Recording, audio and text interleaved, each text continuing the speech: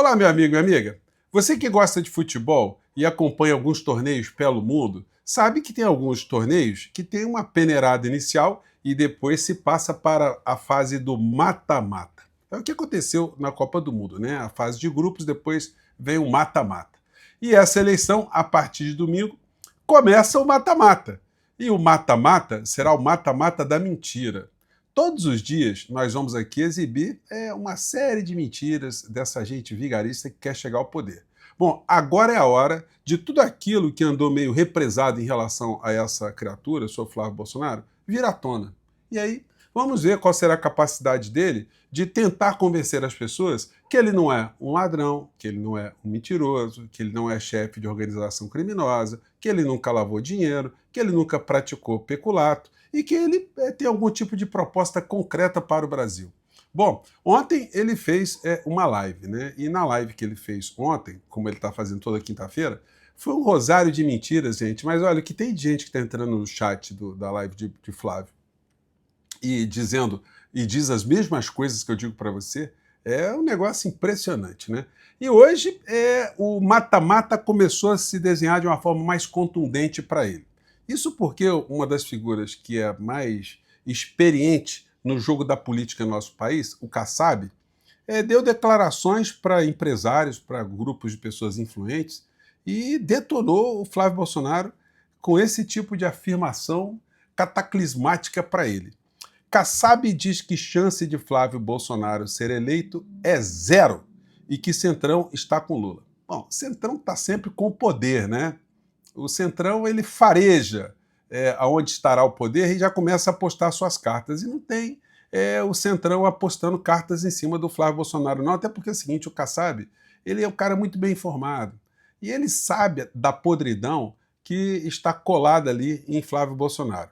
Candidato a vice-presidente disse a empresários que filho de Jair Bolsonaro é poupado neste momento e que desabará após início da campanha. O horário eleitoral ainda vai demorar ainda uma semana, né, para acontecer, mas agora a gente já tem já os desenhos. A gente já tem no domingo o presidente Lula lá no estádio de Vila Euclides e tem também o Flávio Bolsonaro começando a se movimentar aí. E eu farei no domingo aqui no nosso portal, às 18 horas, uma live para a gente avaliar o que foi esse primeiro dia. Certamente a gente vai ver muitas coisas interessantes. Vou trazer uma pessoa super legal aqui, que eu tenho certeza que vocês vão curtir de monte o nosso papo aqui, né? Você pode mandar suas perguntas, mandar suas opiniões, e vai ser muito legal. E a partir daí eu espero todo domingo estar fazendo uma live aqui com vocês para a gente fazendo o balanço dessa jornada eleitoral aqui no nosso país e fazer um retrospecto sempre das mentiras cabeludas de Flávio Bolsonaro. Hoje eu vou mostrar aqui para vocês uma coisa muito interessante, né? A manchete aqui do Globo. Kassab diz a empresários que Flávio não tem a menor chance e Centrão está com Lula. Dirigente do PSD organizou encontro do setor produtivo com o presidenciável Ronaldo Caiado no Yacht Clube em São Paulo. Aliás, olha só, gente, muitas pessoas têm feito alguma confusão com o partido que eu estou filiado, que foi que me convidou para disputar essas eleições. O meu partido é o Partido Socialista Brasileiro, PSB. Não confundam com o PSD dessa gente aí, muito complicada, tá? Do Caiado, tá? Então, feito. E com Lula, tetra, né? É muito importante, fundamental isso. Senão não me filiaria a um partido. O partido faz parte da base do governo Lula. O Alckmin está no PSB, a Simone Tebet está no PSB, tem muitas figuras conhecidas, queridas, que estão lá, enfim. Estamos todos aí na mesma direção, né? Enfim. Kassab disse que Centrão está com Lula e que chance de Flávio Bolsonaro ser eleito é zero. Gente, o Kassab não joga a conversa fora, né? Então, o mata-mata promete muitas emoções. Hoje o presidente Lula, mais uma vez, participou de uma entrevista com podcasts, que, vejam só como é que é importante, eu não conhecia, gente. Na medida que o Lula vai participando, a gente vai conhecendo. Então ele conversou aqui com as Cunhãs e com a Déia Freitas, né? E foi muito interessante o papo, né? Porque o Lula, ele vai... O Lula vai chegando, gente, em outros nichos, em outros meios. Ele vai interagindo com as pessoas. Enfim, eu não conhecia a Déia. A Déia tem podcast que é uma potência gigantesca, enfim, ela fala com pessoas, ela é psicóloga, né? E tem histórias muito interessantes e fez um papo super descontraído com o presidente Lula. Então, isso é que importa, isso que é o fundamental.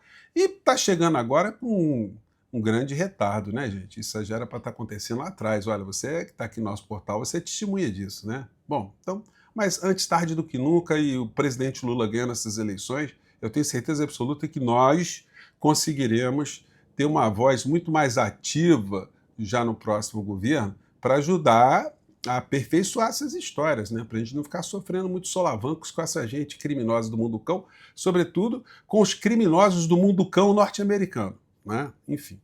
Gente, uma mentira que o Flávio Bolsonaro contou, isso já tem contado há muito tempo, ele escreveu, né? Porque ele espalhou o currículo dele dizendo que ele fez alguns cursos que ele não fez. E agora a imprensa foi em cima dessa história e descobriu, o senhor Flávio Bolsonaro é um mentiroso. E aí ele veio com alguns diplomas para mostrar que tinha feito alguns cursos, né? Outros ele negou, não, de fato foi erro, né? Sempre tem erros de digitação essa galera. Mas erro de digitação que fica 10, 15 anos, né? Na Assembleia Legislativa, na Câmara dos Deputados, né? Precisou alguém falar, deputado, pare de ser mentiroso. Aliás, senador, pare de ser mentiroso, mas é muito difícil, né? Esse pessoal que é mitômano, eles não conseguem. A mentira faz parte do cotidiano da forma que eles fazem política. E aí ele apresentou o diploma. O que tem de interessante nesse diploma? Bom, primeiro é que eu também dei aula na Universidade Cândido Mendes, mas não na unidade que Flávio Bolsonaro estudou. Provavelmente, se fosse meu aluno, teria dificuldades para ser aprovado, né? Porque, enfim. Agora, ele precisava ir na faculdade, porque a faculdade a gente cobrava a presença dos alunos. Se ele estava cursando a faculdade de Direito nesse ano em que ele se formou em 2006, né, que é o dia que é a colação de grau dele e tal, mas formou em 2005. Ele estava trabalhando, entre aspas, no Congresso Nacional, na liderança do PPB, o partido, né, que existia antigamente, enfim, que era o partido do Roberto Jefferson. Ele passou lá alguns anos lotado em Brasília, recebendo no banco direitinho, mas sem colocar os pés em Brasília, ganhando dinheiro mole para ficar estudando no Rio de Janeiro. E só parou de ganhar dinheiro mole lá em Brasília porque ele se elegeu deputado estadual e aí passou a ganhar mais dinheiro, mais mole ainda, porque ele começou a ganhar dinheiro das rachadinhas. E aí o patrimônio dele subiu, que foi um cometa, né?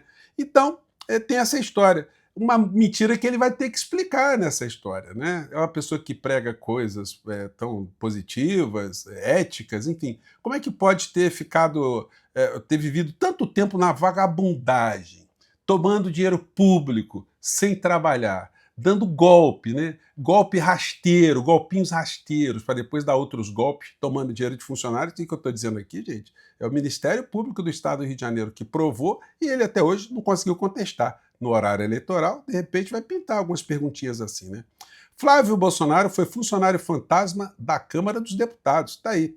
Eu peguei aqui até o Roberto Jefferson, ele tinha falado uma coisa interessante sobre isso. Relação Bolsonaro-Roberto Jefferson beira 2 décadas e inclui emprego para o filho do presidente.